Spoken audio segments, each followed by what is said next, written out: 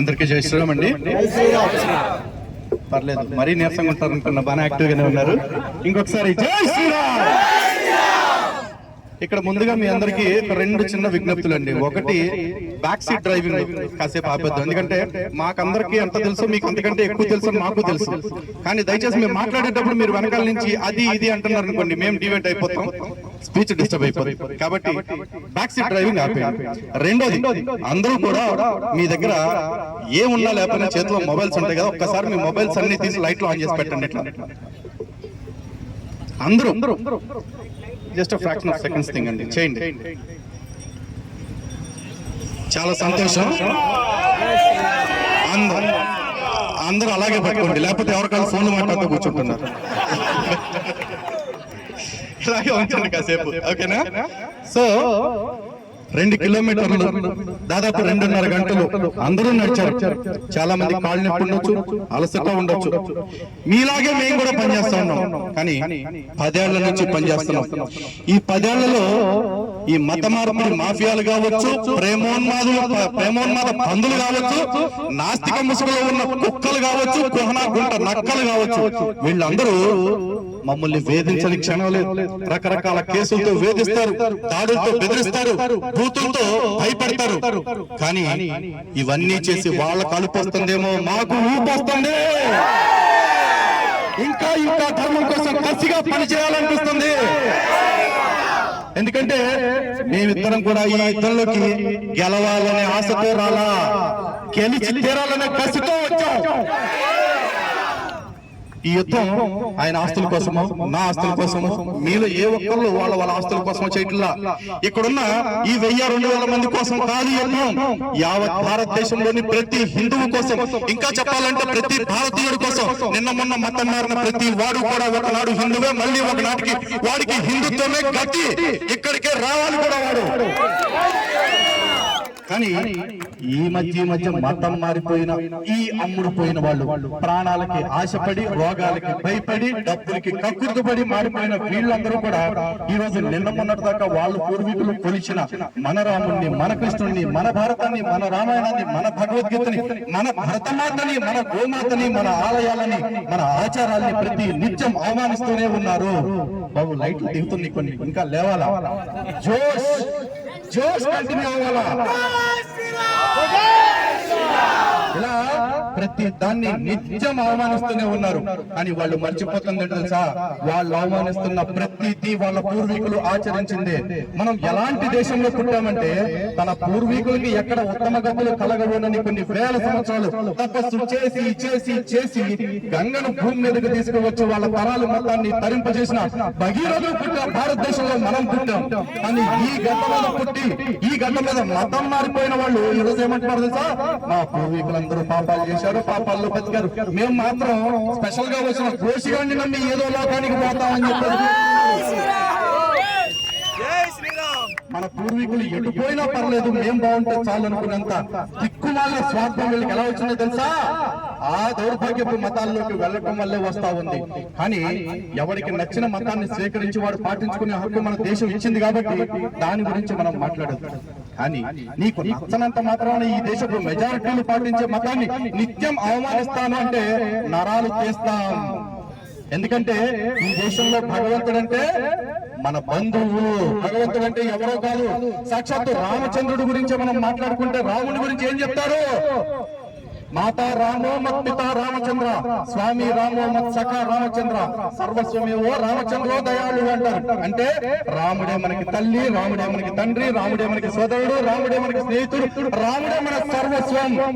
అటువంటి రాముడు ఎక్కడున్నాడో తెలుసా, కేవలం రామాయణంలో ఉంటే అది హిందువుల సొత్తు.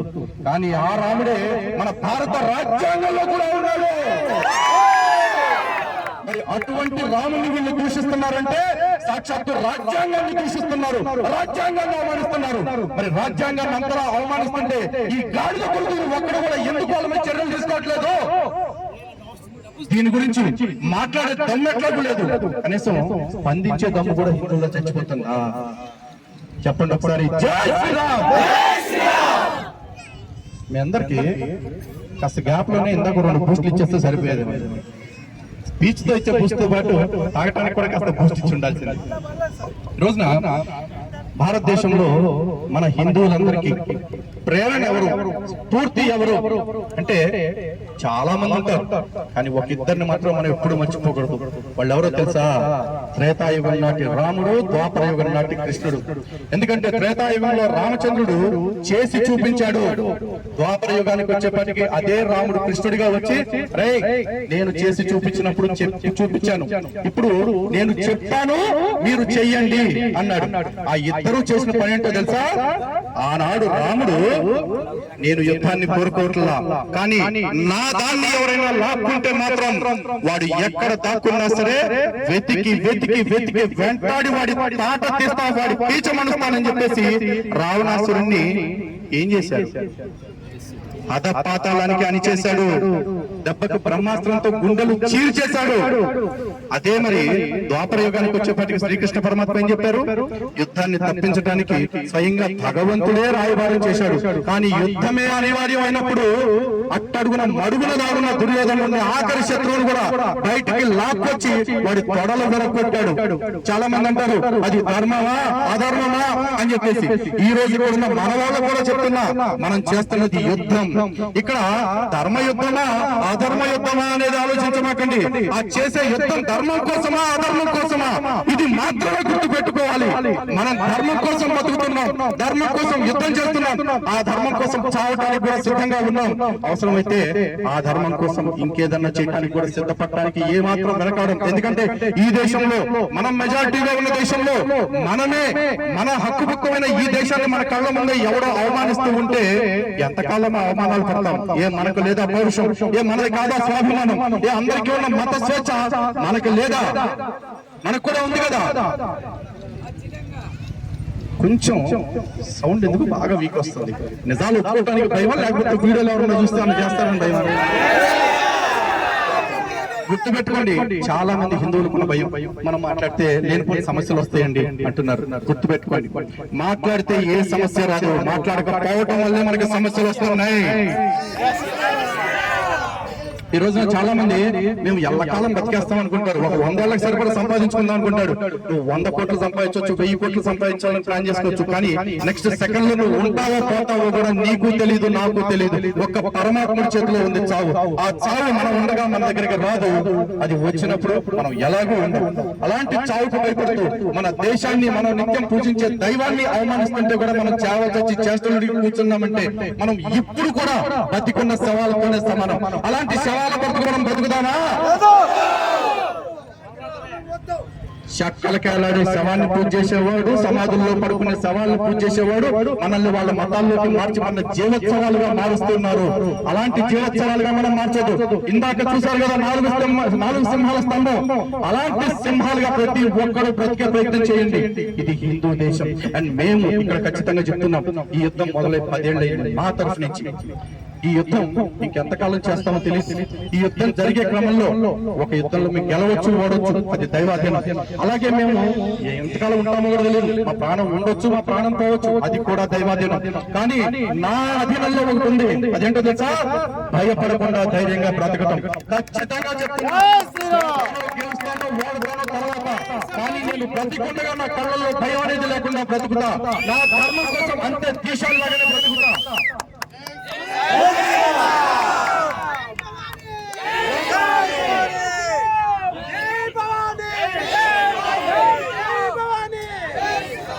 ఈ రోజున చాలా మతరాజ్యాలు, చాలా చాలా చాలా చాలా మతరాజ్యాలు మీరు చూస్తారు. అందులో ఒక 150 దేశాలు ఆ తెల్ల మతాన్ని పట్టుకుని ఏడుస్తున్నాయి. ఇంకో 60 దేశాలు పచ్చ మతాన్ని పట్టుకుని ఏడుస్తున్నాయి. కానీ గుర్తు పెట్టుకోండి, మీరందరూ వెళ్లి అక్కడ మనుషుల్ని భయపెట్టి ప్రలోభ పెట్టి మత మార్పిడి చేసి స్వాధీనం చేసుకుంటే అవి మీ దేశాలు అయ్యాయి. కానీ మా దేశం, మా కాషాయ దేశం ఎక్కడి నుంచి ఎక్కడి వరకు ఉంటుందో తెలుసా? ఉదయిస్తున్న సూర్యుడు ప్రసరిస్తున్న కాషాయ కాంతులను చూడండి, అస్తమిస్తున్న సూర్యుడు ప్రసరిస్తున్న కాషాయ కాంతులను చూడండి, చివరికి నిండు పున్నమి నాడు నా చంద్రుడి వెలుగులు ప్రసరిస్తున్నాయి, ఆ కాషాయాన్ని చూడండి. ఇవన్నీ చూస్తుంటే ఈ భూమి కాదు, ఈ దేశం కాదు, యావత్ సృష్టి మొత్తం హిందుత్వమే. ఈ సృష్టి మొత్తం సనాతన ధర్మానిదే, మన హిందువులదే. అటువంటి మన హిందూ దేశాన్ని మనం కాపాడుకోవాలా లేదా? ఈ దేశంలో మన స్వరాజ్య పోరాటం అంటే కేవలం రాజ్యాధికారం కోసం కాదు, స్వాభిమాన సాధన కోసం కూడా. ఆత్మాభిమానం లేని బతుకుతున్నామన్న విషయం ప్రతి హిందూకి తెలియాలి. ఎందుకంటే మేము ఏ మీటింగ్కి వెళ్ళినా సరే హిందువుల సమస్యలు చెప్పాలంటే మాకు అరగంట మాట్లాడమంటారు. అరగంట మాట్లాడిన తర్వాత ఇంకొక అరగంట మాట్లాడే అవకాశం ఇస్తే బాగుంది అనిపిస్తుంది. ఎందుకంటే కొన్ని సమస్యలే చెప్పాం, ఇంకా ఎన్నో సమస్యలు మిగిలిపోయినాయి అనిపిస్తుంది. పోనీ ఎవరన్నా దయతలిచి ఇంకో అరగంట సమయం ఇస్తే, అరే గంట ఇచ్చారు ఇంకొక గంట ఇస్తే బాగుంది అనిపిస్తుంది. చెప్తున్నా వాళ్ళకు వారం సమయం ఇచ్చిన, అరే ఇంకొక వారం సమయం ఇస్తే సరిపోతుంది కదా అని అన్ని సమస్యలు ఈ దేశంలో హిందువులకు ఉన్నాయి. వీళ్ళు ఎంతమందికి విషయం తెలుసు, ఎంతమంది అంగీకరిస్తున్నారు చేతులు ఎత్తండి. వెరీ గుడ్, చాలా సంతోషం. ఎందుకంటే ఈ దేశంలో మన ఆత్మాభిమానం అణువణువున అడుగున దెబ్బతింటూనే ఉంది. చివరాఖరికి మనల్ని పాలిస్తారు, అందరినీ సమానంగా చూస్తారు అంటున్న పాలకులు కూడా రంజాన్ పండుగకి ముస్లిం సోదరులకి రంజాన్ శుభాకాంక్షలు అంటారు. అదే క్రిస్మస్ పండుగ వస్తే క్రైస్తవ సోదరులకి క్రిస్మస్ శుభాకాంక్షలు అంటారు. అదే హిందువుల పండుగ వస్తే ఫర్ ఎగ్జాంపుల్ ఉగాది అనుకోండి, తెలుగు వారందరికీ ఉగాది శుభాకాంక్షలు. రామనవమి వస్తే అందరికీ శ్రీరామనవమి శుభాకాంక్షలు. ఏ అందరికి రా, ఏ అందరికి? మా గుళ్ళోకి వచ్చి మా శివలింగం మీద కాలేసి నిలబడి పారిపోతున్న మరకనా కొడుకులుగా రామనవమి కాదు కదా. మరి ఎవరిది శ్రీరామనవమి? మా దేవుడిని, మా రాముడు దశరథుడికి పుట్టలేదు, గుర్రానికి పుట్టాడు, పాయసానికి పుట్టాడు అంటున్నా ఈ మతోన్మత పాస్టర్ కదా శ్రీరామనవమి. మరి ఏ హిందువులకి శ్రీరామనవమి శుభాకాంక్షలు చెప్పడానికి మీ నోళ్ళెందుకు పడిపోతున్నాయి? హిందూ అనే పేరు అంత అంటరాని పడైపోయిందా? హిందూ అనే వ్యక్తులు మీకు అంత కాణాలు అయిపోతున్నారా? సెక్యులరిజం ముసుగులో మా సహనాన్ని పరీక్షిస్తానంటే, మా సహనాన్ని తొక్కి పెడతాను అంటే, గుర్తు పెట్టుకోండి, ఇందా కరుణాకర్ గారు చెప్పినట్టు సముద్రం కట్టలు తెంచుకున్నట్లే మా సహనం కూడా కట్టలు తెంచుకుంటుంది. ఆ కట్టలు తెంచుకున్న సహనం సునామీలాగా వస్తే ఈ దేశంలో ఏ ఒక్క హిందూ ద్రోహి కూడా మనుగడ సాగించలేడు.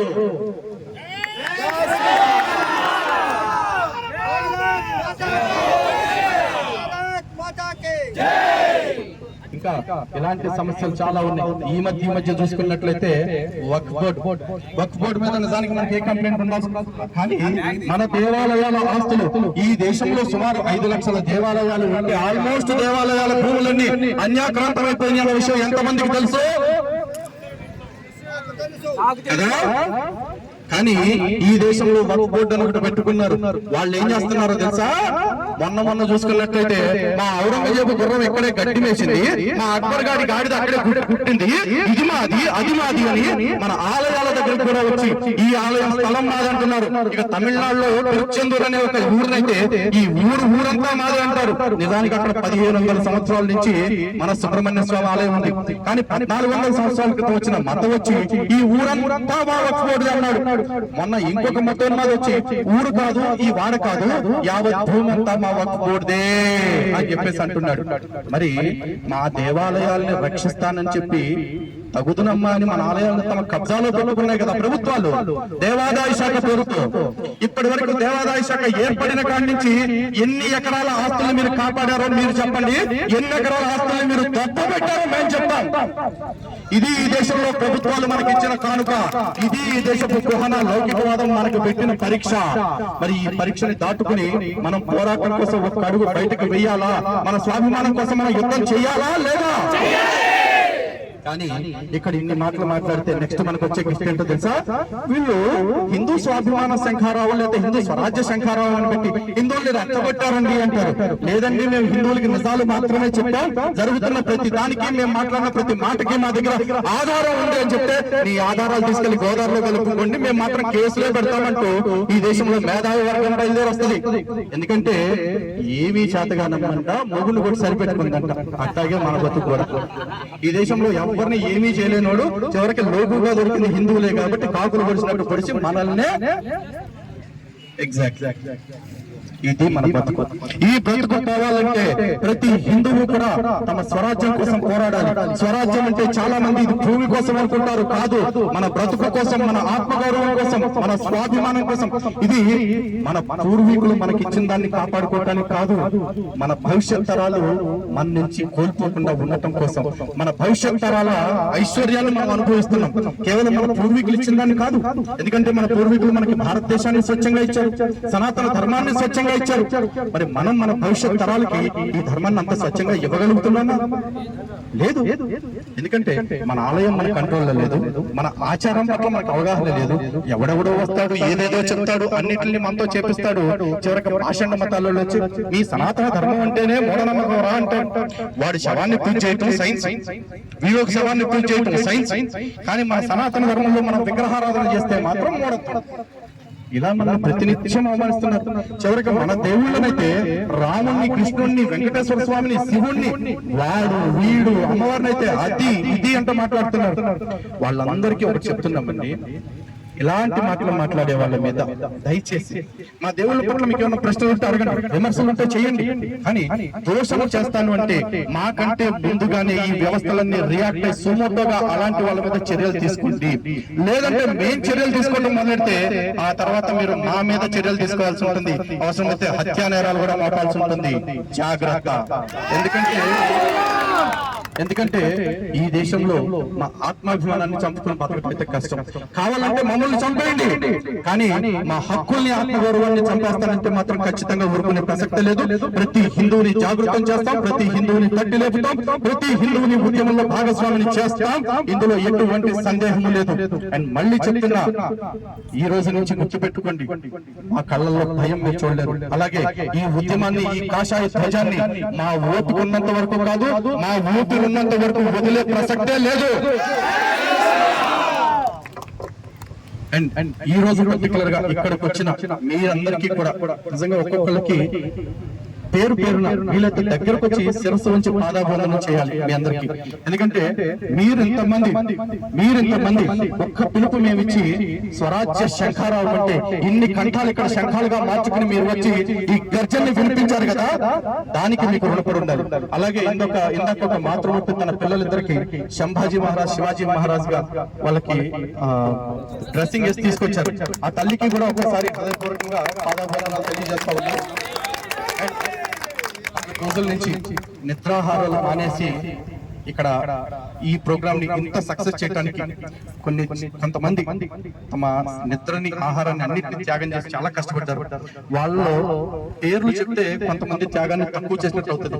కానీ మరీ ముఖ్యంగా మూర్తన్న గారు కావచ్చు, నగేష్ గారు కావచ్చు, అప్పన్న గారు కావచ్చు, భూషణవన్న గారు కావచ్చు, చందు గారు కావచ్చు, ఇంకా చాలా మంది. అంటే ఒకళ్ళ పేరు చెప్తే ఇంకొకళ్ళని తక్కువ చేసినట్టు అవుతుంది కాబట్టి చెప్పట్లా. ఇప్పుడు ప్రస్తుతానికి నాకు గుర్తున్న వాళ్ళ పేర్లు చెప్పాను. పేరు చెప్పని వాళ్ళు దయచేసి నన్ను తప్పుగా అనుకోవద్దు, గుర్తు రాక కాదు, సమయం కూడా లేక చెప్పట్లేదు. ప్రతి ఒక్కరికి కూడా శిరస్సు నుంచి పాదాబంధనం తెలియజేసుకుంటూ ఉన్నాను. అలాగే ఈ కార్యక్రమానికి పర్మిషన్ విషయంలో ఇబ్బంది పడకుండా సహకరించిన పోలీస్ డిపార్ట్మెంట్ వారికి, పాత్రికేయ మిత్రులకి, మిగతా పారిశుద్ధ్య కార్మికులు కావచ్చు, మున్సిపల్ సిబ్బంది కావచ్చు, అందరికీ కూడా మనస్ఫూర్తిగా ధన్యవాదాలు, అభినందనలు తెలియజేసుకుంటూ ఉన్నాను. ఈ కార్యక్రమం విశాఖలో మొదలైంది. విశాఖతో పూర్తవట్ల యావత్ రాష్ట్రం అంతా కూడా ఈ స్వరాజ్య శంఖారావం మోగిస్తాం. ఈ రాష్ట్రం మొత్తం మీద కాదు, ప్రతి గుండెకి, ప్రతి హిందువు ఇంటికి కూడా ఈ శంఖారావం వినిపించి ఆ ధ్వని రాష్ట్రంలోనే కాదు దేశమంతా ప్రతిధ్వనించేలాగా మా వంతు ప్రయత్నం మేము చేస్తామని మనస్ఫూర్తిగా తెలియజేసుకుంటూ మీ అందరి దగ్గర సెలవు తీసుకుంటున్నాము.